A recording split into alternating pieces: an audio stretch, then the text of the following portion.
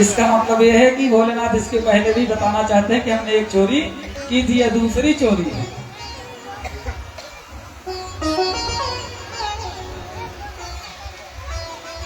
यह चोरी भोलेनाथ ने पहले ही की। दूसरी चोरी तो काकभूसुंडी महाराज जी ने किया था।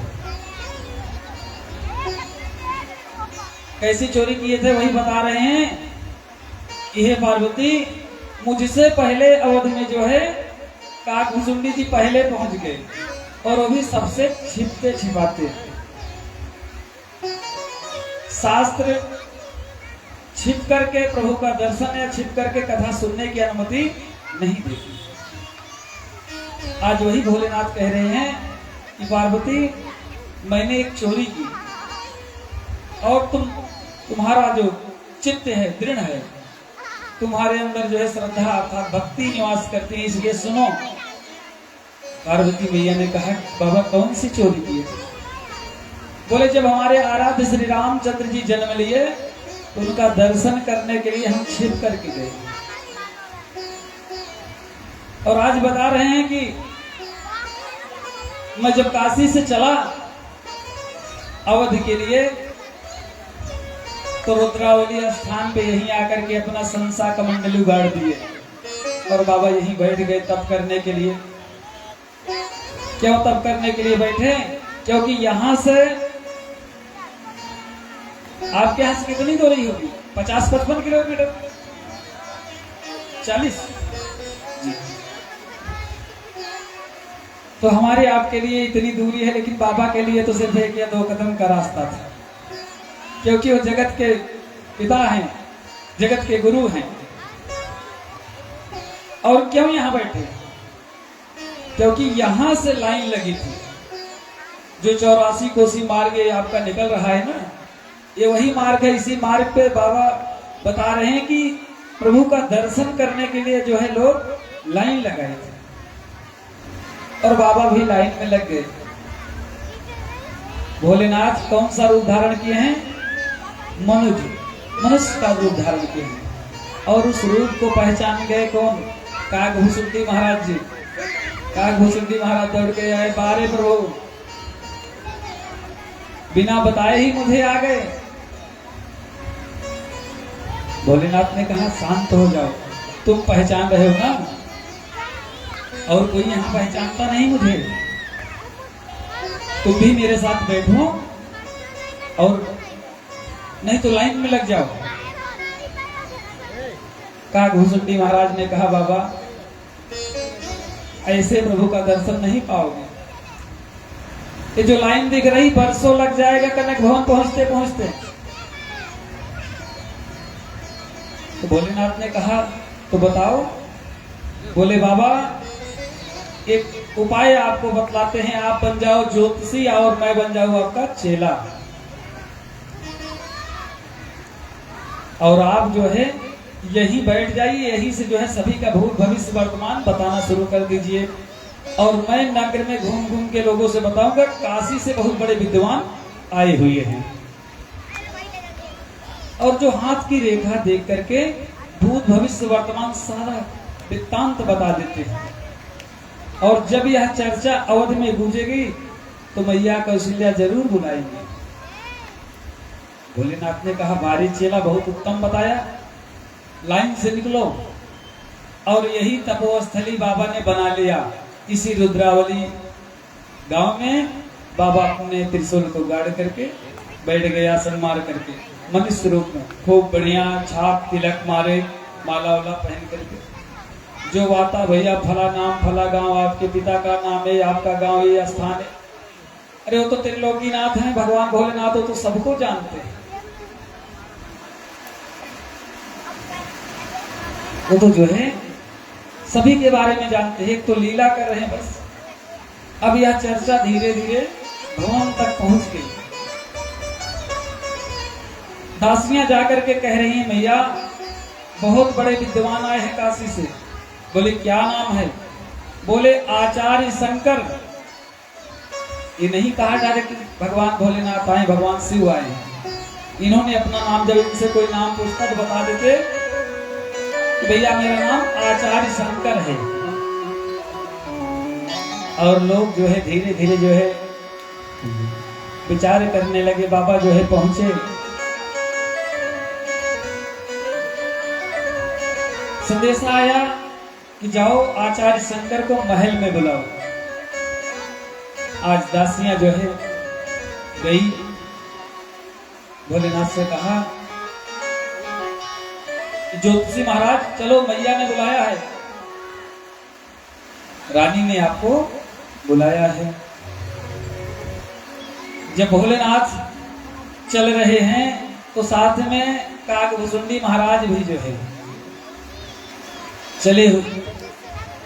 गेट तक पहुंचे, दासियों ने रोक दिया कि सिर्फ एक की अनुमति है, दो की अनुमति नहीं है। बोले बाबा ने कहा चलो कोई बात नहीं, जैसे तैसे मैं तो दर्शन कर लूंगा। जैसे एक कदम बढ़ाए वैसे काकभुसुंडी महाराज ने पकड़ लिया। बारे भोलेनाथ अकेले अकेले हम ही ने उपाय बतलाया और हम ही को छोड़ दे रहे हो। तो भोलेनाथ ने कहा तो क्या करें? बोले हमको भी साथ ले चलो, नहीं तो मैं सबसे कह दूंगा ये कोई शंकर वंकर आचार्य नहीं है, ये साक्षात जगत पिता जगत के पालनहार त्रिलोकीनाथ हैं, भूत भावन भोलेनाथ है, मैं हल्ला मचा दूंगा। भोलेनाथ ने कहा शांत रहो, मैं कोई न कोई जुगाड़ लगाता हूँ, युक्ति निकालता हूँ। तो भोलेनाथ ने कहा दासियों से जाओ रानी से कह दो कि वो गुरु और चेला दो लोग हैं, क्योंकि मैं बूढ़ा हो गया हूँ और जो उनके घर में लल्ला जन्म लिया है उसके हाथ की रेखाएं बहुत बारीक है, मैं देख नहीं पाऊंगा। मेरा चेला देख करके बताता है कि ये रेखा यहाँ से यहाँ गई है, तब मैं उसकी भविष्यवाणी करता हूँ। अब दासियां दौड़ करके गई अंतापुर में, मैया को संदेश दिया। मैया ने कहा ठीक है कोई बात नहीं, दोनों को बुला लाओ। अब भोलेनाथ काकभुसुंडी के साथ गुरु चेला महल के अंदर प्रवेश कर गए। पालने में लेटे हुए प्रभु जो है मुस्कुराने लगे, वारे भोलेनाथ कैसी लीला करके आज मेरे पास आए हो। और मैया ने कहा कि बताओ बाबा मेरे लल्ला के भाग्य में क्या है। भोलेनाथ ने पूरी राम कथा सुना डाली और जैसे वनवास की कथा प्रारंभ करने की कोशिश की वैसे बाबा ने एक शब्द निकाला मुंह से, बाहर निकला ही था तभी राम जी ने पालने में पैर को पटक दिए। कौन? प्रभु श्री रामचंद्र जी। तब तक भोलेनाथ का ध्यान टूटा। बोले प्रभु मन ही मन कि आपको देखकर तो मेरे मन में समाधि लगाने का विचार आ रहा है और उसी में मैं भटक गया। तो रामचंद्र जी मन ही मन बोल रहे हैं बाबा अगर सारी कहानी यही सुना दोगे तो मेरी मैया भी ही प्राण त्याग देगी कि बच्चा मेरा छोटा ही है, इसके भाग्य में 14 वर्ष के लिए वनवास लिखा है। तो भोलेनाथ ने अपने शब्दों को बंद कर लिया। मैया ने कहा कि बाबा आशीर्वाद दो। भोलेनाथ ने कहा इन्हें आशीर्वाद देने की कोई जरूरत नहीं है, ये चिरंजीवी हैं, यशस्वी हैं, सब कुछ बता डाले। मैया ने कहा नहीं, मेरे लल्ला के सिर पे हाथ रख दो। भोलेनाथ ने कहा जो मेरे आराध्य हैं मैं उन्हें कैसे आशीर्वाद दूं? बताओ भला कोई जिसे अपना भगवान मानता है कोई अपने भगवान को आशीर्वाद देता है? नहीं देता ना। देखना भैया नंदीश्वर यहाँ भी भटक रहे हैं। एक बार प्रेम से बोले भक्तवत्सल भगवान की। जब भोलेनाथ आएंगे तो नंदी तो आएंगे ही भैया, कोई बात नहीं है ना। आज जो है मैया ने कहा नहीं बाबा मेरे लल्ला के शीश पर हाथ तो रखना ही पड़ेगा, आशीर्वाद देना ही पड़ेगा। मेरे प्रभु पालने में लेटे लेटे मुस्कुरा रहे हैं, बाबा आप तो मैया के हट के सामने फंस ही गए, आप तो आशीर्वाद आपको देना ही पड़ेगा। अब बाबा जो है अफसोस में पड़े हैं और जैसे ही बाबा हाथ लगाए बाल रूप प्रभु के सिर पे, वैसे ही बाबा के मन में तो लगा कि अब तो अखंड समाधि। बाबा भूल गए कि मैं शंकर हूं, मुझे कैलाश पे जाना है। अब वो नगर में भ्रमण करने लगे। कैसे भ्रमण कर रहे हैं भैया? अरे दीवाना तेरा आया, दीवाना तेरा आया बाबा तेरी नगरी में, दीवाना तेरा आया बाबा तेरी नगरी में, दीवाना तेरा आया बाबा तेरी नगरी में, नजराना दिल का लाया रे बाबा, नजराना दिल का लाया बाबा तेरी नगरी में, दीवाना तेरा आया बाबा तेरी नगरी में, दीवाना हो गया रे मैं दीवाना हो गया, मैं दीवाना हो गया रे मैं दीवाना हो गया, दीवाना हो गया रे मैं दीवाना हो गया, दीवाना तेरा आया बाबा तेरी नगरी में, दीवाना तेरा आया बाबा तेरी नगरी में, दीवाना तेरा आया बाबा तेरी नगरी में, दीवाना तेरा आया बाबा तेरी नगरी में, नजराना दिल का लाया रे बाबा, नजराना दिल का लाया बाबा तेरी नगरी में, नजराना दिल का लाया रे बाबा, नजराना दिल का लाया बाबा तेरी नगरी में।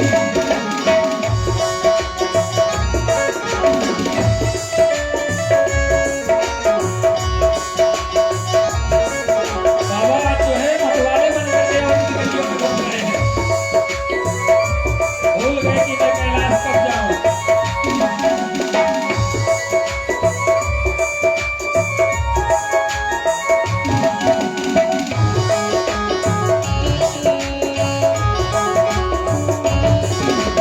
आते हैं तेरे दर पे दुनिया के नौकर, आते हैं तेरे दर पे दुनिया के नौकरारी, आते हैं तेरे दर पे दुनिया के नौकरारी,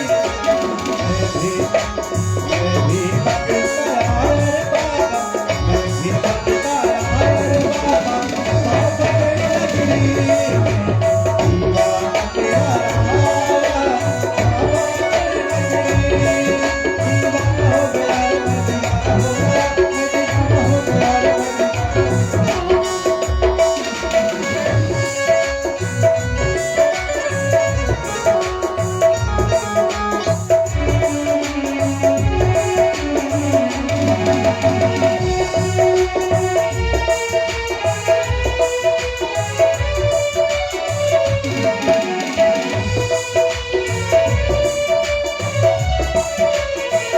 तेरे दर पे सब बराबर छोटा नहीं जो, तेरे दर पे सब बराबर कोई बड़ा न छोटा, तेरे दर पे मैं बराबर कोई बड़ा न छोटा, झोली में खाने आया रे बाबा, झोली में खाने आया बाबा तेरी नगरी में, झोली में खाने आया बाबा, झोली में खाने आया बाबा तेरी नगरी में, दीवाना हो गया रे मैं दीवाना हो गया, मैं दीवाना हो गया रे मैं दीवाना हो गया, मैं दीवाना हो गया रे मैं दीवाना हो गया, दीवाना तेरा आया बाबा तेरी नगरी में, दीवाना तेरा आया बाबा तेरी नगरी में, दीवाना तेरा आया बाबा तेरी नगरी में, दीवाना तेरा आया बाबा तेरी नगरी में। एक बार प्रेम से बोलो भूत भवन भगवान की जय हो। आज बाबा जो है अवध की गलियों में जो है भ्रमण कर रहे हैं। बाबा प्रभु का दर्शन करते ही ये भूल गई कि मुझे और कोई कार्य है। आज बाबा जो है अवध की गलियों में जो है भ्रमण कर रहे हैं और काक भुसुंडी महाराज ने कहा बाबा आप जाओ भ्रमण करो, मैं जाने वाला अवध को छोड़कर नहीं। काघुसुंडी जी तो 5 वर्ष के लिए वहीं अवध में अपना डेरा जमा लिया और निज स्वभाव कौवे का रूप बना करके प्रभु कनक भवन की बड़ेरी पे जो है इधर से उधर मड़ाते रहते थे कि प्रभु के मुख से कौन सा निवाला गिरे मैं पाक लो। प्रसादी पाक मान करके जो है 5 वर्ष तक जो है अवध में ही काघुसुंडी महाराज रहे। ऐसे ही जो है 1 माह तक अवध में धूम मची रही। और एक दिन जो है चंद्रदेव आकर के प्रभु के कानों में कह रहे हैं कि हे परमपिता जगत के पालनहार,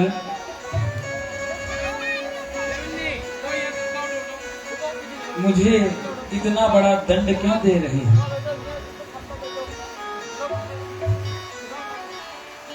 प्रभु ने कहा कौन सा दंड?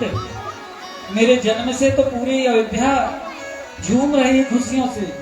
चंद्रदेव आपका चेहरा ऐसे मुरझाया हुआ क्यों है? चंद्रदेव ने कहा प्रभु मुरझाए ना क्यों? उसका कारण सूर्यदेव है। 1 महीने से जो है अपने स्थान पे खड़े हैं रथ। सूर्य भगवान जो है 1 महीने तक, क्यों? क्योंकि अवध में जो है बाबा गोस्वामी तुलसीदास जी कहते हैं करि पूजा भूपति इस भाषा धर नाम जो मुनि मुनि गुंजरा था। अर्थात की पूजा पाठ इतना हो रहा है कि चारों तरफ धुआं ही धुआं, जैसे धूप बत्ती यहाँ पे जलती है, खूब पंडाल में धुआं हो जाता है, ऐसे ही पूरी अवध में हर जगह पूजा पाठ हो रहा है, यज्ञ हवन हो रहे हैं। और जो यज्ञ का धुआं उठ रहा है आकाश में, सूर्य देव को लगा कि अभी मध्य दिवस है। और जिस समय प्रभु प्रकट हुए थे दोपहर के समय में, उसी समय सूर्यदेव अपने रथ के साथ वहीं खड़े हो गए और 1 महीने तक रात ही नहीं हुई।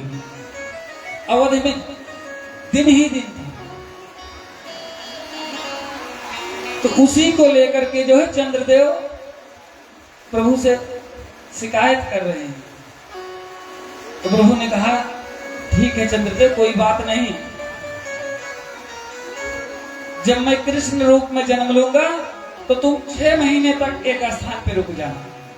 सूर्यदेव 1 महीने तक रुके हैं। तो द्वापर में जब प्रभु अष्टमी के दिन जन्म लिए हैं तो चंद्रदेव 1 महीने छोड़िए 6 महीने तक जो है दिन ही नहीं होने दिए, रात्रि ही रात्रि।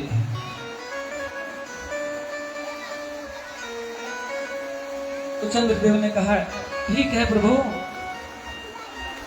आपकी ये महिमा है वो तो तब की बात है, मुझे इसी युग में आपका दर्शन करना है। तो प्रभु ने कहा चंद्रदेव, मैं भले ही सूर्यवंश में जन्म लिया हूं, मैं तुम्हें आशीर्वाद देता हूं कि मेरा नाम तुम्हारे नाम से जुड़ेगा, मेरा नाम तुम्हारे नाम से जुड़ेगा। सूर्यवंश में जन्म लेने के बावजूद भी मेरा नाम क्या पड़ेगा? रामचंद्र। मेरे नाम के बाद आपका नाम लिया जाएगा, भले ही मैं सूर्यवंश में जन्म ले रहा हूं।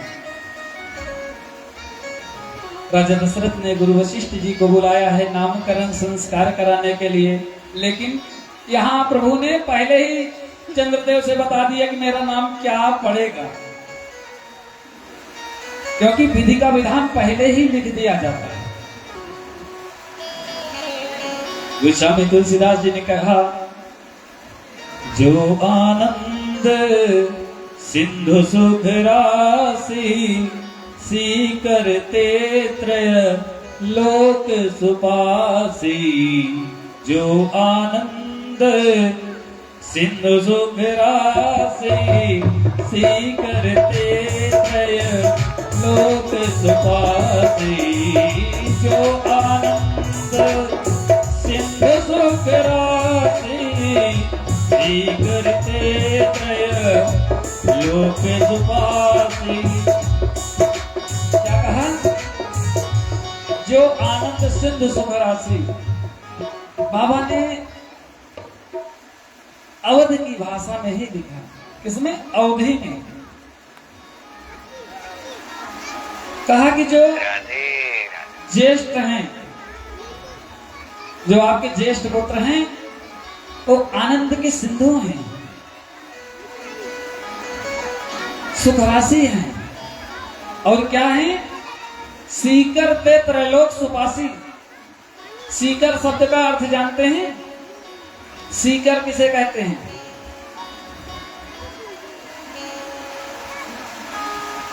बाबा गोस्वामी तुलसीदास जी ने कहा सीकर का मतलब समुद्र से एक बूंद उठाई जाए और उसको ऐसे उठा करके ऐसे झटक दिया जाए। जो कर अर्चन किया जाता है प्रभु का, ऐसे जल बोर करके ऐसे छिड़का जाता है, वही कह रहे हैं कि समुद्र में ऐसे डुबाया जाए और ऐसे छिड़क दिया जाए। तो एक बूंद का जो 100वां हिस्सा होता है, उस 100वें हिस्से का जो एक हिस्सा होता है, उसी को सीकर कहते हैं। संतों ने कहा कि उसी एक सीकर से पूरा संसार प्रसन्नचित्त हो जाता है, प्रभु के आनंद में डूब जाता है। और ऐसे प्रभु को क्या कहते हैं? सो सुख धाम राम अस नामा, सो सुख धाम राम अस नामा, अखिल लोकदायक विश्रामा।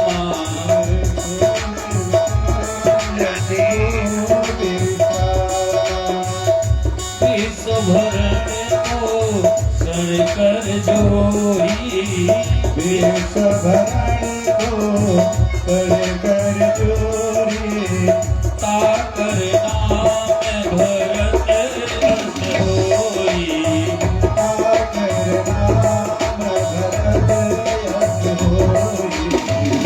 जाके सुमिरन तेरे गुणाता, ताके सिमरन तेरे गुणाता, नाम साधुधन वेद प्रकाशा। राम राम सिया राम सिया राम सिया राम। बाबा को स्वामी तुलसीदास जी ने क्या किया? नामकरण किया कि जो सुखधाम राम अस नामा। हे राजन, जो करुणा के सिंधु हैं, सागर हैं, उस सिंधु सागर की एक बूंद अगर उछाली जाए तो उसके 100वें हिस्से से जो अंश निकलता है, उसी सीकर से जो है पूरा संसार प्रसन्नचित्त होता। सभी जन जन में जो है भक्ति की निर्मल गंगा बहने लगती है। ऐसे सुख के धाम का नाम राम है। क्या है? राम। बता रहे हैं कि जो करुणा सिंधु हैं, करुणा के सागर हैं, जिनका एक बार नाम ले लिया जाए तो इस संसार से मुक्ति हो जाए। ऐसे सुख के धाम को राम कहते हैं। इनका क्या नाम है? राम। जो अखिल लोक दायक विश्राम, जो सारे संसार को सुख देने वाले हैं। साधु संत महात्मा ऋषि जन जो इनका नाम का गुणगान करेंगे, उन्हें इस भव सागर से मुक्ति मिल जाएगी। ऐसे हैं, तो इन्हीं का नाम राम है। आगे क्या कहा कि विश्व भरण पोषण कर जोई, जो सारे संसार का भरण पोषण करेंगे। भरण पोषण दो प्रकार से होता है। एक तो जो हमारे पेट की क्षुधा, हमारी मूलभूत आवश्यकताओं की पूर्ति कर जाए, हमारे भोजन की व्यवस्था कर दे, हमारी क्षुधा मिटा दे, एक भरण पोषण वह हुआ। और दूसरा भरण पोषण वह है कि जो परमात्मा की भक्ति से हमारे हृदय में भक्ति का संचार कर दे, राम पद की प्रीति भर दे। ऐसे को भरत कहते हैं। क्या कहते हैं? भरत कहते हैं। और तीसरे पे क्या रख दिए कि जिनके नाम लेने से ही सारे शत्रुओं का दमन हो जाएगा, उन्हें शत्रुघ्न कहेंगे। संतों ने कहा गुरु वशिष्ठ एक ऐसी जो है नीति की है। चलो ठीक है, ज्येष्ठ राम थे, बड़े पुत्र का नाम राम हुआ, उनसे छोटे कैकेयी नंदन हुए जिनका नाम भरत रख दिए। लेकिन भरत के बाद लक्ष्मण रखना है ना, लिख दिए क्या कि लक्ष्मण धाम राम प्रिय सकल जगत आधार, जो सारे संसार के आधार हैं, नींव हैं। जैसे कोई मकान बनने लगता है क्या करते हैं? सबसे पहले फाउंडेशन तैयार करते हैं ना, गड्ढा खोदते हैं, जाल बांधते हैं, उसमें पिलर खड़ा करते हैं। तो जो शेष है अर्थात लक्ष्मण कौन है? स्वयं शेष के अवतार हैं, जिनके फण पर यह धरा टिकी हुई है, सारे संसार का आधार है।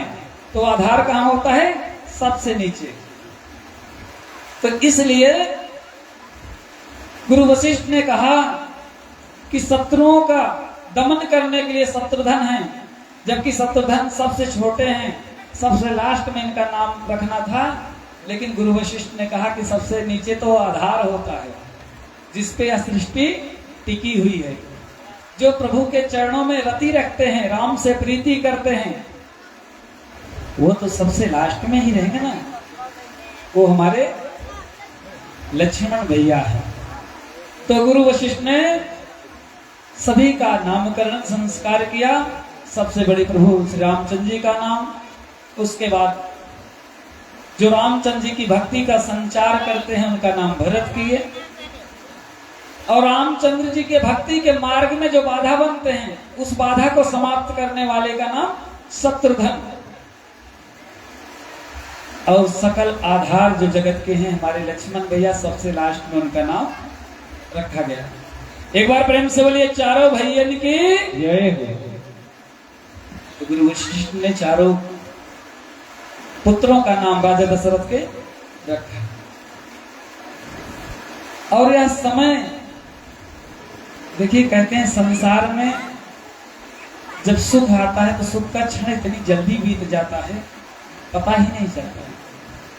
और वही कहीं दुख जब आता है तब तो एक एक घंटे, एक एक मिनट लगता है जैसे वर्षों बीत रहे हैं। लेकिन सुख कब आया और कब चला गया पता ही नहीं चलता। आज बाबा जो है बोलते हैं कि प्रभु हमारे धीरे धीरे घुटनों के बल से बेटियां चलना शुरू कर दिए और धूल में सने हुए हैं। राजा दशरथ जो है बुला रहे हैं, पुत्र मेरे पास आओ। प्रभु हमारे जो है धूल में सने हुए हैं, बालकों के साथ खेल रहे हैं, ध्यान नहीं दे रहे हैं। क्यों? क्योंकि राजा दशरथ कह रहे हैं अपने दास से जाओ बोल दो कि राजा बुला रहे हैं। प्रभु ने कहा पिता बुलाए होते तो चलते, तो राजा बुला रहे हैं। ध्यान देने योग्य बातें हैं। प्रभु तो भक्ति के बस में है, भाव से। बिना भाव के भगवान नहीं मिलते हैं। कि मिलते हैं? नहीं मिलते। संतों ने विचार दिया कि एक सज्जन थे, बड़े ही सीधे साधे थे। बरसात का महीना था। श्रीमती जी ने कहा हाट चले जाओ, हाट नहीं बाजार चले जाओ, एक छतरी लेते आओ।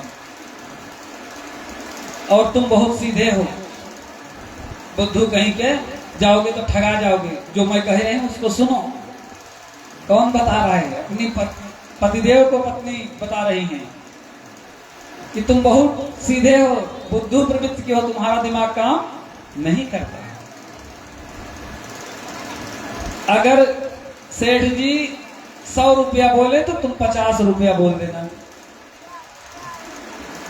ये मेरी बात गांठ मार लो।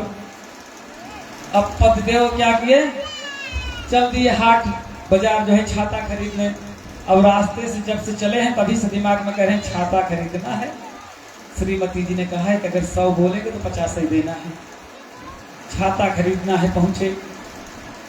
अब सुबह सुबह जो है कोई सेठ जी ताला खोल रहे और कोई आ जाए ग्राहक और कहे कि हमको छाता दे दो। तो सेठ जी ने कहा बस 2 मिनट रुको, दुकान का शटर उठाऊं, थोड़ा सा प्रभु को धूप बत्ती कर लूं, उसके बाद ठीक है शटर उठाओ, जल्दी से मुझको दे दो, मुझे और काम है। सेठ जी ने कहा चलो ठीक है, ग्राहक है भगवान, इनको पहले संतुष्ट किया जाए, उसके बाद तब प्रभु की पूजा की जाएगी। सेठ जी ने छाते उठा करके रख दिया, बोले ये है 50 रुपए का छाता। तब तक दिमाग में बात आ गई कि मेरी जो मालकिनी है उन्होंने कहा था आधा ही बोलना। बोले ठीक है 25 रुपए में देता हूं। सेठ ने कहा ऐसे थोड़ी होता है, चलो सुबह सुबह के पहले ग्राहक हो, 50 ना सही 40 रुपया देते। बोले 20 रुपया देंगे। अब उनके तो दिमाग में यही है कि हमें आधा ही देना है। बोले चलो ऐसा नहीं, बहुत कहने सुनने पे मैं पहले कस्टमर हो, 30 रुपए दो, बात खत्म, ना तुम्हारी ना हमारी। बोले 15 रुपए। बोले जो है बड़ाई विचित्र ग्राहक है, जितना मैं बोलता हूं उसके आधे पे आ जाता है। बोले चलो ना तुम्हारा ना हमारा, 20 रुपए दो और लेके जाओ छाता। बोले 10 रुपए देंगे। सेठ जी बोले कहां से पाला पड़ा आज जो है मुझे सुबह सुबह। बोले 10 रुपए में नहीं मिलेगा। बोले देना हो तो देव, नहीं। बहुत देर तक सोचा, बोला कि पहला ग्राहक है लौटा देंगे तो बोहनी खराब हो जाएगी। चलो ठीक है 10 रुपए हिलाओ जाओ। बोला 5 रुपए देंगे। अब उसके तो दिमाग में आधा ही चल रहा है। सेठ जी ने कहा कुछ मत दो, फ्री में लेके जाओ। बोला सेठ जी ऐसे नहीं, फ्री में जाएंगे तो 2 ठी लेके जाएंगे। बोलिए भक्तवत्सल भगवान की जय। भाव नहीं पटा, छाता नहीं मिला, चला गया घर। तो ऐसे ही भगवान से जब तक भाव नहीं मिलेगा तब तक जो है भगवान आपके पास नहीं आएंगे। आज राजा दशरथ ने क्या कहा कि जाओ राजा बुला रहे हैं, बोलो राम से। जब दास आकर के कहा कि चलो आपको राजा बुला रहे हैं, राजा जी, तो वो ध्यान नहीं दिए, बच्चों में खेल रहे हैं, धूल फूल लपेट लिए हैं। तब उसके बाद पिता की ममता उमड़ी। राजा दशरथ राम जी से बहुत प्रेम करते थे। अब जो है मैया दौड़ रही हैं, कौन? कौशल्या मैया, कि चलो तुम्हारे पिता बुला रहे हैं। बाबा गोस्वामी तुलसीदास जी कहते हैं कि जिसे वेद पुराण जो है नहीं पकड़ पाते हैं, कि काम कोटि छवि श्याम शरीरा, काम कोटि छवि श्याम शरीरा, काम कोटि श्याम शरीरा, नीलकंठ वर्णित गांधीरा। सिया राम सिया राम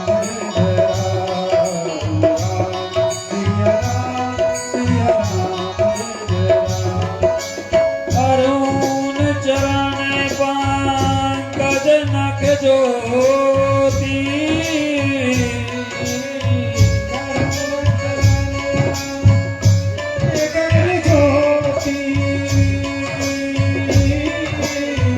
कमल दलहि बैठे जन्मो। राम सिया राम जय राम।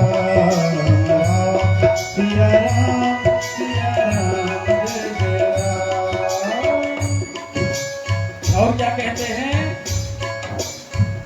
यही विधि सुधि विनोद प्रभु की ना, यही विधि सुधि मुझी प्रभु की ना, सकल नगर बर सही सुख दीना। सिया राम जय जय राम, सिया राम जय जय। बाबा गोस्वामी तुलसीदास जी ने कहा कि प्रभु हमारे दौड़ रहे हैं झुमुक झुमुक के, और कैसा शरीर है, श्यामल शरीर, सांवले रंग के हैं और दौड़ रहे हैं, और मैया पीछे पीछे दौड़ रही है। ठुमक ठुमक नाचे ललना, ठुमक ठुमक नाचे ललना, कौशिक अंगना, ठुमक ठुमक नाचे अंगना, कौशिल्या के अंगना, वे हो कौशिल्या के अंगना, ये हो सुमित्रा के अंगना, ये हो कौशिल्या के अंगना, ये हो कौशिल्या के अंगना, ठुमक ठुमक नाचे ललना, नाचे ललना, ठुमक ठुमक नाचे ललना, कौशिल्या के अंगना।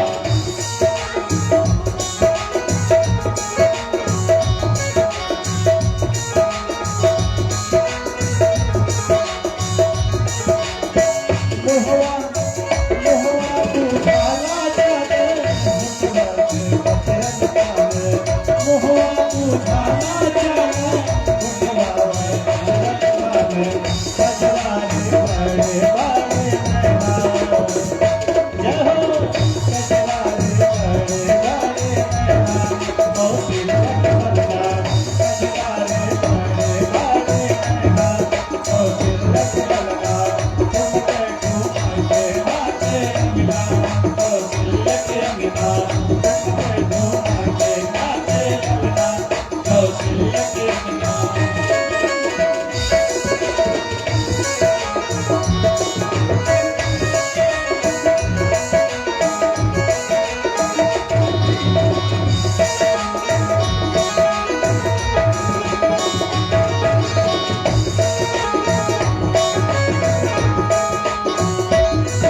और देखिए हमारे प्रभु की सूरत कितनी प्यारी है।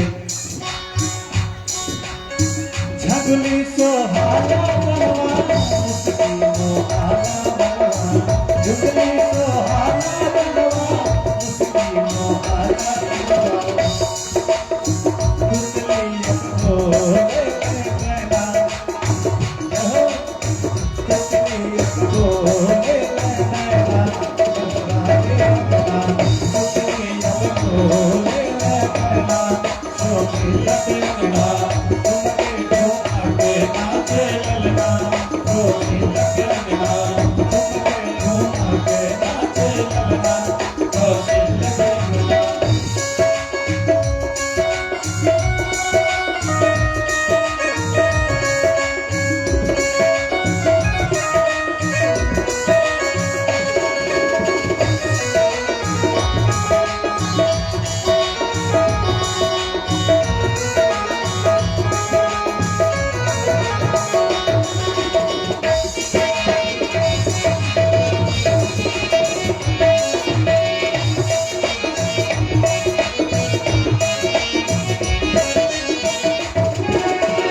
हम मन में देखी बलिया,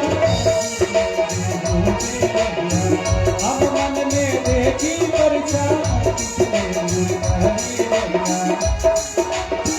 मैया हंसला के मलना, कौशिल्या के अंगना, मैया हंसला के मलना, कौशिल्या के अंगना, ठुमक ठुमक नाचे ललना, कौशिल्या के अंगना, ठुमक ठुमक नाचे ललना, कौशिल्या के अंगना, ठुमक ठुमक नाचे ललना, कौशिल्या के अंगना, ठुमक ठुमक नाचे ललना, कौशिल्या के अंगना।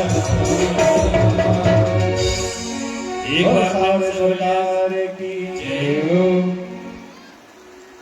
आज जो है प्रभु ठुमक ठुमक चल रहे हैं, मैया पीछे पीछे दौड़ रही है। जिस प्रभु को ब्रह्मा विष्णु नहीं पकड़ पाए, जिनकी माया का पार कहा गया कि जो 4 वर्ष की उम्र में ही ब्रह्मा बाबा का छक्का छुड़ा दिए हों, आज मैया के हाथ कैसे आएंगे। लेकिन वात्सल्य जो भक्ति है, उस भक्ति में बड़ी शक्ति है। मैया की जो श्रद्धा है पकड़ में आ गई, धूल से सने हैं, और मैया उठा के ले जाकर के राजा दशरथ की गोद में बैठा। ध्यान देने योग्य बात यह है कि माताएं तो अपने बच्चों को चाहे धूल लगी हो, चाहे मिट्टी, चाहे जैसी अवस्था हो, गोदी में उठा लेती हैं, पर पिता जब बच्चा साफ सुथरा रहता तभी गोदी में लेते हैं कि नहीं। मैया तो बच्चा अगर कपड़ा गीला किया है तब भी उठा लेगी गोदी में, लाड प्यार करने लगती हैं, पुचकारने लगती हैं। लेकिन पिता क्या करते हैं, तुरंत कहेंगे जरा इसको साफ करो, अच्छे कपड़े पहनाओ, तब इसको गोदी में लेंगे। लेकिन आज राजा दशरथ कैसे ले लिए हैं, धूल में सने हैं प्रभु हमारे। धूल में सने होने के बावजूद भी गोद में बैठा लिए और भोजन करा रहे हैं। प्रभु भी लीला कर रहे हैं।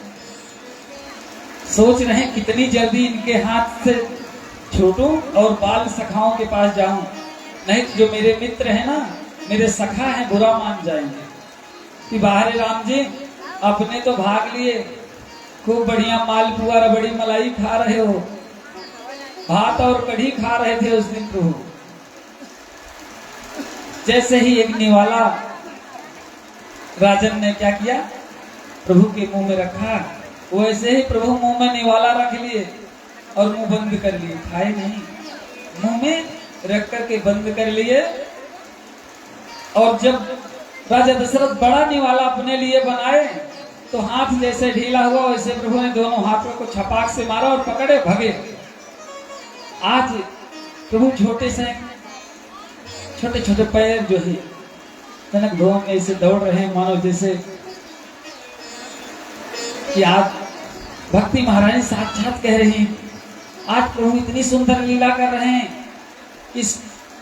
इस छवि को देखने के लिए जो है न जाने कितने पुण्य उदय हुए, जो आज इसका दर्शन हमें मिल रहा है। कौन करा, भक्ति महारानी।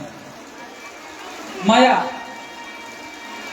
कि बारे प्रभु क्या सुंदर बाल लीला कर रहे हो। और जैसे ही आंगन में पहुंचे वैसे ही मुंह का निवाला गिरा दिए, मुंह का निवाला गिरा दिए और आगे बढ़ लिए। काग भुसुंडी महाराज बड़ेरी पे बैठे थे, बारे प्रभु प्रसाद मिल गया मुझे। और उसी प्रसाद के लिए काग भुसुंडी महाराज बड़ेरी से ताक रहे थे कि आंगन में प्रभु में कब खिलाएंगे। तब तक काग भुसुंडी महाराज पहुंचे और उसी चावल को खाना शुरू कर दिए। कितनी बड़ी भक्ति। काग भुसुंडी महाराज ऐसे ही नहीं है, सिर्फ उनका शरीर कौवे का मिला हुआ है, लेकिन उनसे बड़ा कोई वक्ता राम कथा का नहीं है कि जो पंछीराज गरुड़ को प्रभु की लीला, प्रभु की कथा सुनाए। आज वही काग भुसुंडी महाराज ने कहा कि मैं छोड़कर जाने वाला नहीं हूं। और हाथ में जो चावल था लेकर के पहुंचे हैं अपने बाल सखाओं के पास। तो मित्रों ने कहा, बारे राम अकेले अकेले खा के आ गए, मेरे लिए कुछ नहीं लाए? बोले लाए हैं ना, ये लो। वैसे मुट्ठी जैसे खोला प्रभु ने तो छोटी सी मुट्ठी में कितने दाने आएंगे। लेकिन बाल सखाओं ने एक एक चावल उठाया तो मानो बोले बारे सखा बहुत सुंदर है, बहुत अच्छा लगा, पूरा पेट भर गया। वो सब कौन है? बाल सखा कोई साधारण नहीं है, क्योंकि ब्रह्मा जी ने कहा कि देवताओं चलने की तैयारी करो, प्रभु जा रहे हैं नरलीला करने। क्योंकि नारद मुनि ने श्राप दे दिया है तो सत्य होगा ही, क्योंकि संतों की वाणी मिथ्या नहीं जाती। तो सभी देवता बोले कि कैसे चलना है? बोले नर रूप में नहीं। बोले तब? भालू, बंदर, पक्षी, पेड़, जो दंडका वन में पेड़ थे ना, वो भी साधारण नहीं थे, वह भी गंधर्व थे, देवलोक के जो पेड़ बन करके खड़े थे। भालू बंदर भी जो है साधारण नहीं, सभी देव थे। और भगवान भोलेनाथ ने कहा मुझसे तो कोई सहायता लेंगे ही नहीं, इसलिए चलो किस रूप में चलते हैं? संत बलवंत हनुमंत जी महाराज के रूप में आए हैं। संतों ने लिखा है शंकर सुवन केसरी नंदन। शंकर भगवान स्वयं केसरी नंदन बनकर के जन्म लिए और बाल सखाओं के साथ खेलते खेलते ऐसे एक दिन मैया ने क्या किया, लाला को पालने में सुला करके, ध्यान देने योग्य बात है मैया, आज हम अपने संस्कार को भूल जा रहे हैं। जब ठाकुर जी का प्रसाद बनाती थी मैया अपने हाथ से, घर में प्रसाद बना के जब तक ठाकुर जी को भोग ना लग जाए तब तक रसोई में और कोई प्रसाद नहीं बनता था, और बन भी जाता था तो जब तक भोग लगा के प्रभु को भोजन नहीं करा देती थी मैया, तब तक जो है किसी भी सदस्य को भोजन नहीं दिया जाता था। आज कौशल्या मैया जो है अपने हाथ से भोजन बनाई और श्री रंगनाथ महाराज जी के मंदिर में भगवान को भोग लगा के मैया जैसे आई फिर से रसोई में प्रसादी बनाने के लिए, तो देखा तो वहां एक बालक है। मेरा राम वहां कैसे पहुंच गया? और इधर देखा, दौड़ करके आई कि पालने में तो राम है, फिर वहां कौन है? मैया ने सोचा कि हो सकता है भरत होंगे। भरत और राम दोनों एक समान थे, सिर्फ अंतर था तो दृष्टि का, आंख का। आंख की जो बनावट थी, पुतलियों में जो है भेद था, बाकी पूरा चेहरा रंग रूप जो है राम जी से मिलता था, भरत जी का। और इधर पहुंच करके प्रभु भोग पाना शुरू कर दिए। जैसे रंगनाथ महाराज ने कहा प्रभु ये कैसे पा रहे हो? ये तो मेरा प्रसाद है। बोले मेरी मैया बनाई और मेरा सुमिरन किया कि प्रभु आओ मेरे प्रसाद को भोग लगाओ। तो बोले मंदिर मेरी, रंगनाथ स्वामी मैं हूं, मैं पाऊंगा इसे। बोले तुम जाओ अपनी मैया अदिति के पास, उनसे मांगो, मेरी मैया कौशल्या ने भोग लगाया, इसका पान मैं ही करूंगा। बोले तुम जानते नहीं हो मैं रंगनाथ हूं। भगवान ने कहा बारे प्रभु, मुझसे ही रंगबाजी, तुम रंगनाथ हो तो मैं उछंगनाथ हूं। क्या हूं? उछंगनाथ। प्रभु ने कहा और प्रसाद को पा लिया और मैया भ्रम में पड़ी है। बाबा गोस्वामी तुलसीदास जी ने क्या कहा कि यहाँ वहां दुई बालक देखा, मत भ्रम मोर कि आन विशेखा। यहाँ वहां दुई बालक, मेरे राम जी पालने में भी हैं और रंगनाथ के मंदिर में भी हैं। मैया की मति चकरा गई कि कहां से दो राम आ गए। दौड़ के गई भरत के कक्ष में, देखा तो भरत भी सो रहे थे। फिर मंदिर के पास आई तो मैया ने देखा कि राम जी जैसे ही मुंह खोल करके प्रसादी को मुंह में रखे, वैसे ही हजारों शौर्य मंडल मुख में दिखे। एक तो नहीं, न जाने कितने ब्रह्मा विष्णु महेश भगवान के मुख में दिख रहे हैं। भगवान के रोम में मानो पर्वत झरना नदियां बह रही हैं। मैया तो भय में आ गई, डर में कि ये क्या हो रहा है? ये मेरा ही पुत्र, मेरे राम ही है, कोई दूसरा? और तब तक देखा मैया ने कि प्रभु ने मां को दिव्य जो है स्वरूप दिखाया, अपना विशाल स्वरूप। जैसे इस स्वरूप को देखी मैया ने हाथ जोड़ लिए कि प्रभु मैं तो तुम्हें पुत्र मान ले। तो प्रभु ने कहा मैया मैं आपको वचन दिया था, जब आप मनु और शतरूपा के रूप में दोनों पति पत्नी तपस्या कर रहे थे तो आपने वर मांगा था ना कि प्रभु आप मेरे पुत्र के रूप में जन्म लेना, लेकिन मेरी भक्ति आपसे कम ना हो। मेरी जो मति है वो आपको सदैव जाने कि आप ही परम पिता परमेश्वर हो।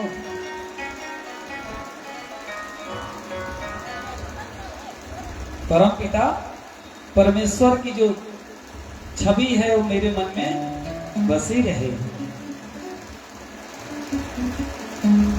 तो मैया को ध्यान आया कि मैं तो यह वचन मांगी थी, और फिर कहा कि मैया यह छवि किसी से और मत कहना कि मैं परमात्मा हूँ। ये तो आपको वचन दिया था, इसलिए इसका दर्शन आपको कराया हूँ। एक बार प्रेम से बोले भक्ति वत्सल भगवान की जय। और धीरे धीरे समय बीतता गया। एक समय ऐसा आया कि गुरु वशिष्ठ आए, प्रभु का मुंडन संस्कार चुंडन हुआ, कर्ण छेदन संस्कार हुआ, संस्कार की विधियां चल रही हैं, और जो है धीरे धीरे यह समय भी बीतता चला गया। अब गुरु वशिष्ठ कहते हैं कि हे राजन, चारों बच्चों को जो है अब गुरुकुल में जाना होगा। तो राजा दशरथ ने कहा, गुरुवर जैसी आपकी आज्ञा हो। और आज के माता पिता होते कहते हम जो है चक्रवर्ती राजा हैं, राजा दशरथ हैं, चलो अपने भवन में ही एक विद्यालय खुलवा लेते हैं, मेरा लल्ला बाहर नहीं पढ़ने जाएगा, है ना। लेकिन कहा गया है कि गुरुकुल की एक अलग ही परंपरा है। प्रभु लीला करने आए हैं तो साथ ही साथ समाज को यह दिखाना चाहते हैं कि हमें गुरु के सानिध्य में ही रहकर के शिक्षा दीक्षा ग्रहण करनी चाहिए। बिना गुरु के जो है ज्ञान नहीं होता है, और उस ज्ञान को पाने के लिए गुरुकुल में जाना जरूरी होता है। तो आज के कलयुग जैसे गुरुकुल नहीं। बंधुओं बुरा ना लगे, मैं एक दिन जो है दूसरी क्लास के बच्चे की बुक उठा करके देख रहा था, तो उसमें लिखा था उदाहरण के रूप में कि एक पिता अपने बच्चे को 10 रुपया देता है, और वह बच्चा जाकर के 5 रुपए की चॉकलेट खा लेता है, तो उसके पास बचता कितना है। आप लोग सोचेंगे क्या बता रहे हैं, है बहुत साधारण सी लेकिन सोचने योग्य बातें हैं। उस पुस्तक में, कॉन्वेंट विद्यालय की पुस्तक में लिखा था कि एक पिता अपने बच्चे को 10 रुपया देता है, और वह बच्चा उसमें से 5 रुपए की चॉकलेट खा लेता है, तो उसके पास बचा कितना, कितना बचा? 5 रुपए ना। यहाँ 5 रुपए घटाने की बात नहीं हो रही है, यहाँ तो विद्यालय व्यापार सिखा रहा है। ध्यान देना, बुरा ना लगे आप लोगों को। अगर यही सनातनी गुरुकुल विद्यालय होता तो उसमें यही चीज लिखते कि एक बच्चे के पिता ने बच्चे को 10 रुपया दिया, और उस बच्चे ने 10 रुपया विद्यालय गुरुकुल के बाहर किसी अनाथ को, किसी भिखारी को, किसी प्यासे व्यक्ति को जलपान करा दिया, और उसके बाद तब भी 5 रुपए शेष रह गया। क्या बताता? दान की विधि। कैसे? कि कोई असहाय अपाहिज व्यक्ति था जिसे भूख प्यास लगी थी, उस बालक ने उसमें से 5 रुपए उसके व्रत खर्च कर दिया, शेष उसके पास 5 रुपया बचा। यह हमारा सनातन धर्म सिखाता है कि गुरुकुल की शिक्षा सर्वश्रेष्ठ शिक्षा थी और सर्वश्रेष्ठ रहेगी। वहां पे सदाचार, अनुशासन सिखाया जाता है। वही बच्चा जब 2 महीने बीत जाएंगे या 2 साल बीत जाएंगे तो कहेगा कि डैडी 5 रुपए लाओ, चॉकलेट खाना है, क्योंकि उसे तो 2 साल पहले ही सिखा दिया गया कि बच्चे ने 5 रुपए की चॉकलेट खाई और 5 रुपए उसके पास शेष बचा। आदत में उसके क्या है, चॉकलेट खाना चाहिए। लेकिन गुरुकुल का बच्चा यही सीखा कि अगर कोई असहाय है, अपाहिज है, कोई भूखा प्यासा है तो उसकी मदद कर देनी चाहिए। तो अंतर है कि नहीं दोनों में? हम लोगों को गुरुकुल में कैसे शिक्षा दी जाती थी जानते हैं? आज भी गुरुकुल में है कि प्रातः ब्रह्म मुहूर्त में बच्चे को उठा दिया जाता है। आज हमारे समाज के बच्चे को 8 बजे उठाओ तो कहेंगे पापा सोने दो, क्योंकि पूरी रात तो मोबाइल चलाएंगे, जब सुबह होगा तब सोएंगे।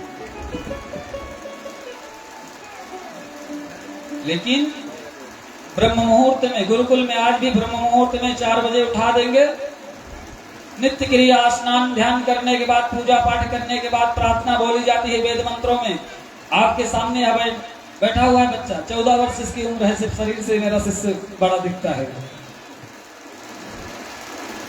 वृंदावन की पावन धरा पे शिक्षा दीक्षा चल रही है। अब चेला है, थोड़ा सा तो ध्यान देना पड़ता है।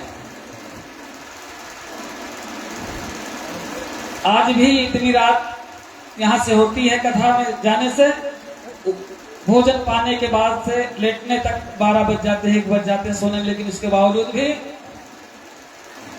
6 बजे स्नान होकर के ये होता है कि चलो 7 बजे तक वहां कहीं पहुंचना है पूजन कराने।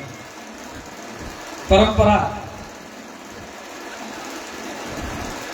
और आपके यहाँ जैसे घर पे मखमली वो जो क्या बोलते हैं डल्लप का गद्दा नहीं मिलता है आश्रम में, आश्रम में आज भी चटाई मिलती है, दरी,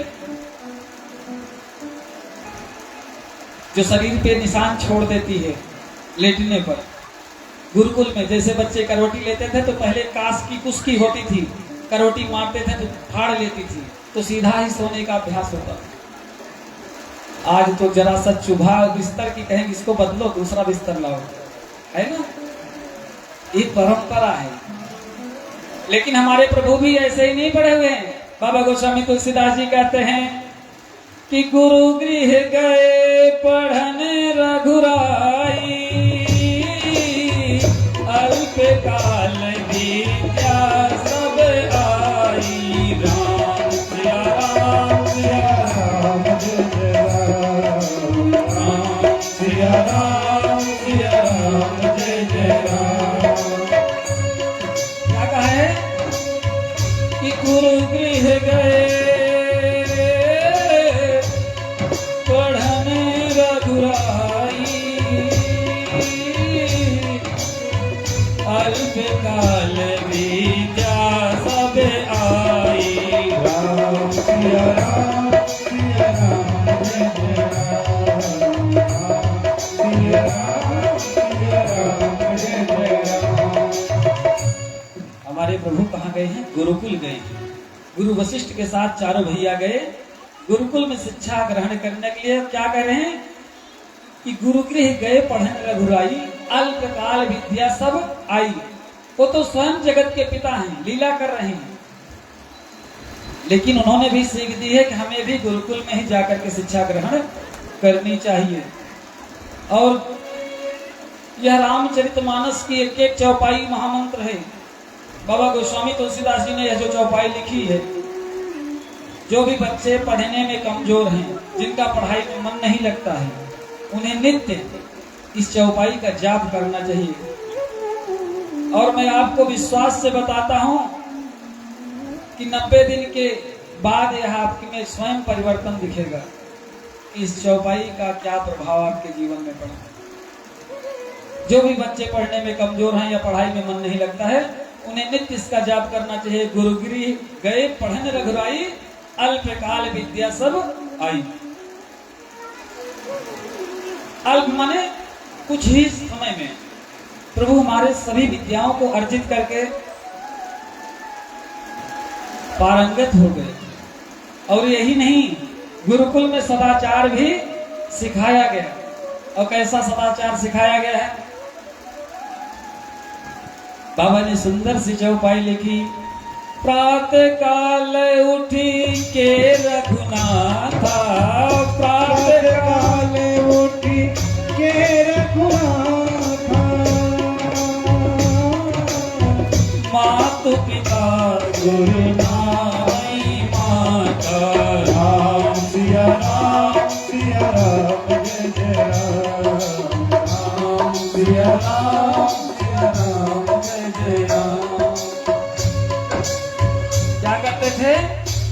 भोर में ही, ब्रह्म मुहूर्त में ही उठ करके प्रात काल उठी के रघुनाथा, प्रात काल उठी के रघुनाथा, मात पिता गुरु नामी माता, राम सिया राम सिया राम जय जय राम, राम सिया राम जय जय राम। आज हम सभी जो है उस संस्कार से वंचित हो रहे हैं। प्रभु हमारे सिखाते हैं कि हमें सबसे पहले प्रातः ब्रह्म मुहूर्त में उठना चाहिए, माता पिता के चरण कमलों की वंदना करनी चाहिए, उसके बाद गुरुदेव भगवान की, तब अपने कार्य को शुरू करना चाहिए। और यह कथा कौन सुना रहा है? भोलेनाथ मैया पार्वती को बता रहे हैं कि हमारे प्रभु सदाचार सिखाने के लिए इस धरा पे अवतरित हुए हैं, लीला कर रहे हैं।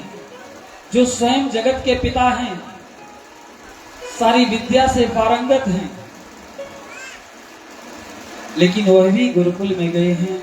तो हमें भी अपने बच्चों को गुरुकुल में पढ़ाना चाहिए। ना गुरुकुल सही, किसी भी विद्यालय में आप पढ़ाएं, लेकिन माता पिता को, घर के जो गार्जियन हैं, उनको एक बार जरूर दिन भर में अपने बच्चों के नोटबुक को चेक कर लेनी चाहिए कि मेरा बच्चा क्या पढ़ रहा है।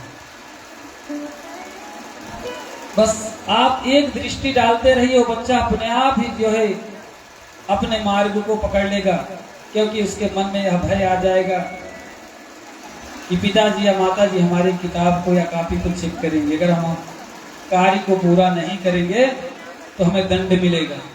अनुशासन होना चाहिए जीवन में। जब तक विद्यार्थी जीवन में भय नहीं आएगा, तब तक ज्ञान नहीं आएगा। और कैसा भय? अनुशासित भय। बंधुओं, आपकी विडंबना यह है कि आज तो माता पिता फुर्सत में ही नहीं है। मैंने बहुत से लोगों को देखा है कि वो बेचारे जो है, बच्चे कह रहे हैं माता जी मेरा होमवर्क चेक कर लीजिए, थोड़ा सा बता दीजिए। बट वो भी बताते हैं कुछ जरूरी है, किसी फ्रेंड से बात हो रही है, किसी नात रिश्तेदार से मोबाइल पे बात हो रही है, तो बच्चे क्या करते हैं ना, उनके मन में ग्लानि आती है। और दूसरी चीज, आज का समाज जो है ना, मैंने कई घरों पे देखा, जैसे दरवाजे पे पहुंचे, माता पिता तुरंत कहेंगे बेटा दौड़ के आओ, महाराज जी आए, इनका पैर छुओ। बच्चा हिम्मत जुटा के आया भी, जैसे ही पैर छुआ, पिताजी ने कह दिया अरे महाराज बहुत नालायक है मेरा बच्चा, इसको आशीर्वाद तो सद्बुद्धि आ जाए। यही माता पिता गलती करते हैं, क्योंकि बच्चे के मन में जो है ना ग्लानि आने लगती है कि मेरे माता पिता तो पहले से ही मुझे जो है कमजोर घोषित कर दिए। कोई भी मेरे घर में आता है तो उससे कहते फिर रहे मेरा बच्चा बहुत नालायक है, पढ़ता लिखता नहीं, घूमता है, कोई काम नहीं करता। तो यही जान लो कि माता पिता गलती करते हैं, क्योंकि उस बच्चे का मनोबल टूट जाता है। लाख बुराई आपके बच्चे में हो, लेकिन कोई अतिथि आपके घर में आया तो उसके सामने कहो मेरा बेटा बड़ा संस्कारी है, बहुत समझदार है,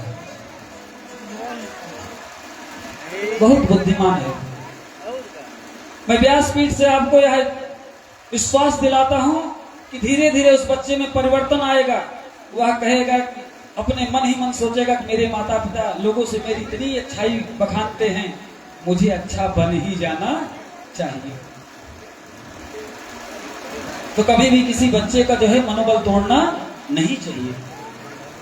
अगर बच्चे में कोई बुराई भी है तो उसको एकांत में समझाओ, किसी अतिथि के सामने, किसी बाहर वाले के सामने मत डांटो। अगर आप बाहर वालों के सामने डांटना शुरू कर देंगे ना, उसके मन में धीरे धीरे गलानी आती चली जाएगी, उसका मनोबल टूट जाएगा, वो कुछ सीखना नहीं करेगा, कुछ भी सीखना पसंद नहीं करेगा। वो भी मन में ठान लेगा जब हमारे माता पिता मुझे नालायक घोषित कर ही दिए हैं तो मैं भला क्यों बनूं। प्रभु हमारे यह सीख देते हैं कि हमें नित्य माता पिता के चरण कमलों की सेवा करनी चाहिए, उनकी वंदना करनी चाहिए और तब अपने कार्य को करना चाहिए। और दूसरा क्या कहते हैं, पुत्र, प्रभु पुत्र धर्म जो है समाज को दिखाना चाहते हैं कि एक पुत्र अपने कुल का जो है नाम कैसे ऊंचा करता है, वो हमारे राम जी सिखाते हैं। आप लोग बताइए, आप लोग पुत्र चाहते हो कि लड़का चाहते हो? भैया क्या चाहती हो? पुत्र चाहती हो ना? आप लोग बताइए, पुत्र चाहेंगे कि लड़का? कहते हैं हमारा लड़का बड़ा समझदार है या बड़ा ईमानदार है। बताइए, पुत्र की लड़का? राम जी हमारे पुत्र हैं। आज यहाँ जो समाज की विडंबना, यहाँ वाले की नहीं, ये तो हमारे जो मित्र हैं बहुत ही बढ़िया हैं, बहुत ही सुंदर आयोजक हमारे हैं। ये सब पुत्र हैं जो धर्म का कार्य करे, जो धर्म की रक्षा के लिए आगे रहे, उन्हें पुत्र कहते हैं। लड़का जानते कौन है? जो लड़कर संपत्ति छीन ले उसे लड़का कहते हैं, और वही लड़के संपत्ति छीनने के बाद माता पिता को ले जाकर के वृद्धाश्रम में छोड़ आते हैं। एक माता जी के घर में नई नवेली बहू आई और माता जी ने क्या किया, 2-3 दिन बाद उसको जो है, जब वो रसोई में घुस गई, भोजन बनाने लगी, तो माता जी बाहर अपने पड़ोस के जाने लगी। हमने तो बहुत लायक बहू पाई। कैसी बहू? बहुत लायक। और हम उसको पा करके खुश हो गए और हमने उसको सारा भार उसके ऊपर सौंप दिया, सारा बोझ उसके ऊपर डाल दिया। मैं स्वतंत्र हो गई हूं, अब तो मैं भगवान की कथा सुनूंगी, तीर्थ में जाऊंगी, मैं स्वतंत्र हो गई। ऐसे हमारी तरह एक बाबा जी घूमते घूमते जा रहे थे। भैया हमसे भी कह दी, हमने कहा भैया कहाँ स्वतंत्र हो, कमर के बगल में इतना बड़ा गुच्छा चाबी का टंगा हुआ है, भी स्वतंत्र हो? बताओ, माया तो बांध करके घूम रही, मालकिनी बनी, तिजोरी का छल्ला लिए हुए, कह रही मैं स्वतंत्र हो गई। अरे भैया, इस छल्ले को बहू को थिमा दो, तब बैराग्य लो, तब तुम स्वतंत्र हो गए। तुम तो पूरी तिजोरी की चाबी लिए घूम रही हो, कह रहे हो मैं स्वतंत्र हो गई। बहू को सारा कार्य सौंप दी। रोटी बनाना ही कार्य नहीं होता है। बहुओं को जो है पुत्री स्वरूप मानना चाहिए। हम सभी पुत्र चाहते हैं लेकिन पुत्री नहीं चाहते। शास्त्रों ने कहा है कि पुत्र भाग्य से होता है पर पुत्री सौभाग्य से होती है। किससे होती है? सौभाग्य से। अगर आपका भाग्य सही है तो आपको पुत्र होगा, लेकिन अगर आपने सौभाग्य सैकड़ों पुण्य किए हो तब आपकी कोख में, आपके घर में पुत्री का जन्म होगा। क्योंकि पुत्री तो कुल का नाम उजागर करती है,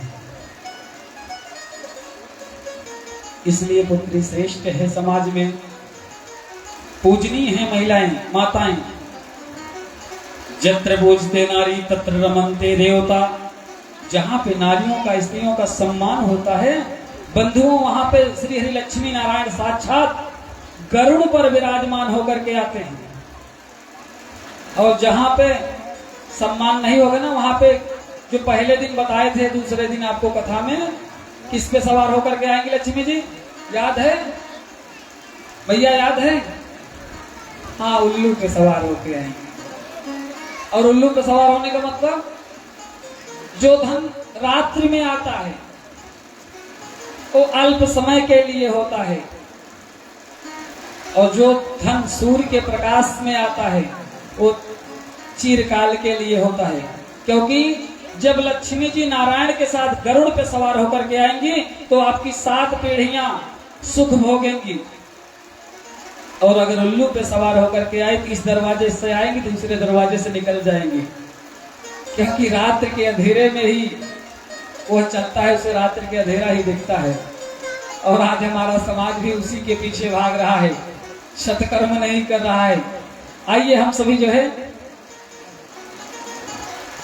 चलते हैं संतों के नगर में। बाबा घूम रहे हैं अभी भी अयोध्या में, अभी कैलाश नहीं गए हैं। और हम आप भी बहुत भाव से, प्रेम से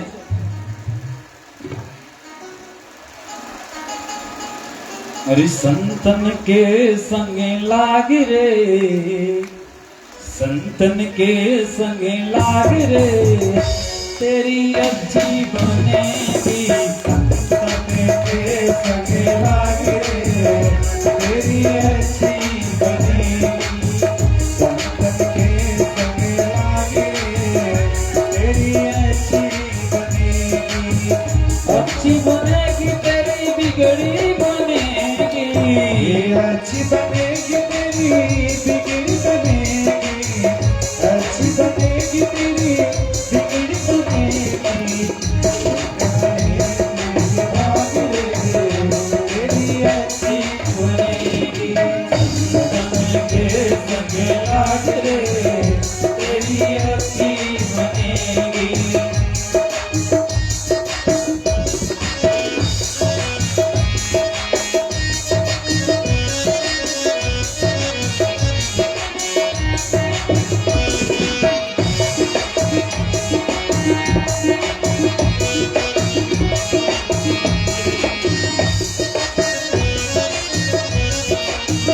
और क्या कहते हैं, हमें संतों के साथ लगना चाहिए।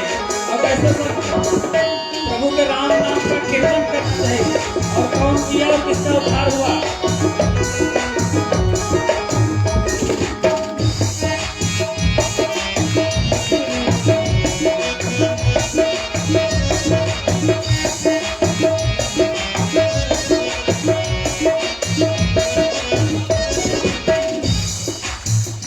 कहते हैं ध्रुव जी की बन गई, प्रहलाद जी की बन गई। ध्रुव जी की बन गई, प्रहलाद जी की बन गई। ध्रुव जी की बन गई, प्रहलाद जी की बन गई। ध्रुव जी की बन गई, प्रहलाद जी की बन गई। ध्रुव जी की बन गई, प्रहलाद जी की बन गई। हरि कीर्तन में लाग रे, तेरी अच्छी बनेगी। हर कीर्तन में लाग रे, तेरी अच्छी बनेगी। हरि कीर्तन में लाग रे, तेरी अच्छी बनेगी। ओ अच्छी बनेगी तेरी बिगड़ी बनेगी, अच्छी बनेगी तेरी बिगड़ी बनेगी। संतन के संगे लाग रे, तेरी अच्छी बनेगी। संतन के संगे लाग रे, तेरी अच्छी बनेगी। और क्या कहते हैं, हम सभी को जो है प्रभु के कीर्तन का सहारा लेना चाहिए, नाम का।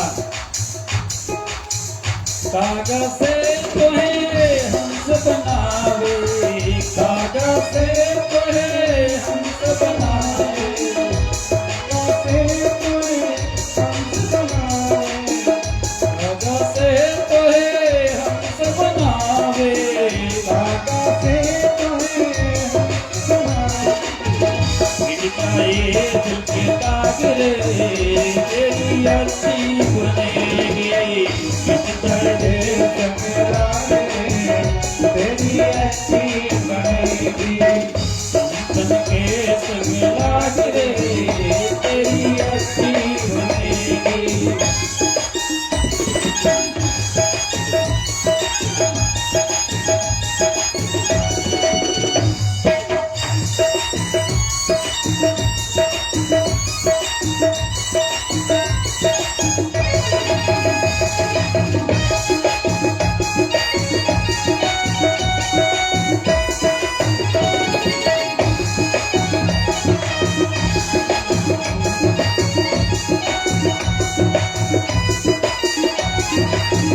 और क्या होगा जब संतों के साथ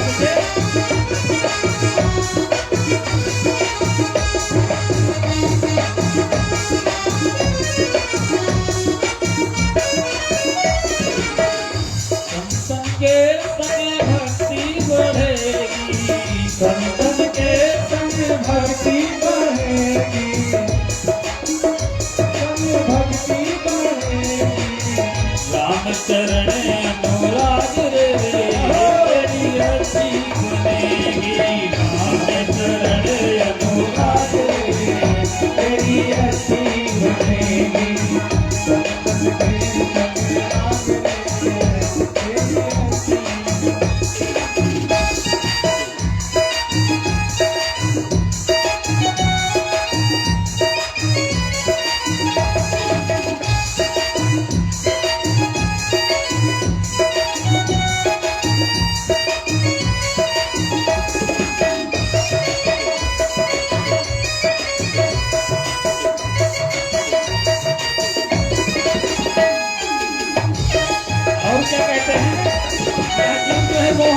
सोया हुआ है इसे राम के चरण का सहारा लेना चाहिए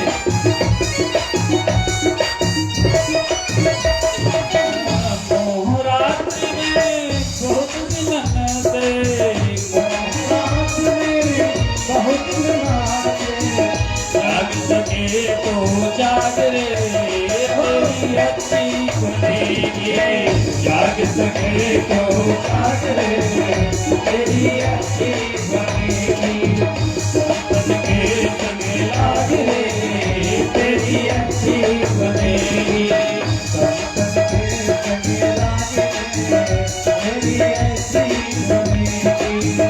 अच्छी बनेगी तेरी बिगड़ी बनेगी अच्छी बनेगी तेरी बिगड़ी बनेगी जाग सके तो जाग रे तेरी अच्छी बनेगी तेरी अच्छी बनेगी जाग सके तो जाग रे तेरी अच्छी बनेगी जाग सके तो जाग रे तेरी अच्छी बनेगी जाग सके तो जाग रे तेरी अच्छी बनेगी जाग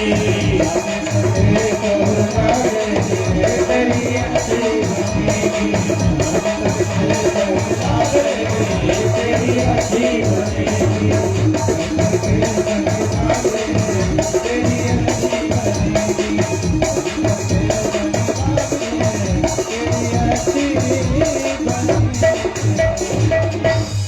एक बार प्रेम से बोली भक्त वत्सल भगवान की जय हो जगत जननी जगदम्बा की जय हो यह जो जीवन है एक बार प्रेम से बोले भक्त वत्सल भगवान की जय हो 2 मिनट विराम उसके बाद कथा पर सकते श्री राम कथा में एक अल्प विराम के लिए समिति क्षमा प्रार्थी है। अभी हमारे बीच में विश्व हिंदू परिषद जी के कुछ पदाधिकारी भी का आगमन हुआ है, जिनको